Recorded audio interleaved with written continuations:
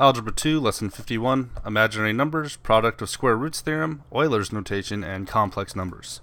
The main thing that we're going to be dealing with is imaginary numbers, Euler's Notation, and how those are simplified.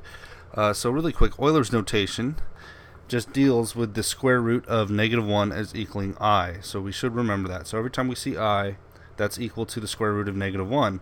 And then if we have two i's, then the square root of -1 times the square root of -1 is just equal to -1. So every time you have two i's, you can replace them with a -1. So let's take that knowledge and go to our practice problems. The first one, practice A, gives us 2i minus 7i plus 2i minus 4 minus 3, the square root of -3. Alright, so starting with this first one, we have to simplify all the i's and then pull out any i's and any radicals that may have them. So again, we have two i's that can be rewritten as the square root of -1. Or sorry, each I can be rewritten as the square root of -1, but since we have two, we can just replace both of those i's with -1. So this becomes 2 times -1. Over here we have minus 7 times -1, and then we have one I left over, so we just write that at the end. Here, plus 2i is not going to change because we can't do anything with a single I. Then we have minus 4, and then over here, minus the square root of -3. Whoa, hold on, I just realized my focus is a little blurry. There we go. So minus the square root of -3. Now we can't have a negative square root. Unless we can have a negative cubed root, but not a negative square root. So we have to take an I out of this. So that turns into minus the square root of 3 times I. And that gets rid of the negative. Alright, so from here, I've rewritten this. I'll go ahead and simplify all these -1s. So this 2 becomes -2. This -7 becomes positive 7i.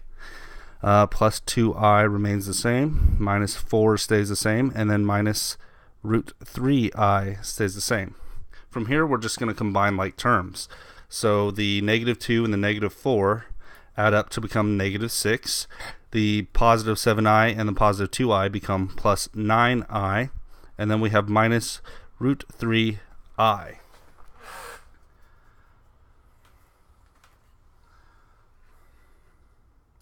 Now, the last way we can simplify this is we factor out the I. So that way we don't have two irrational terms.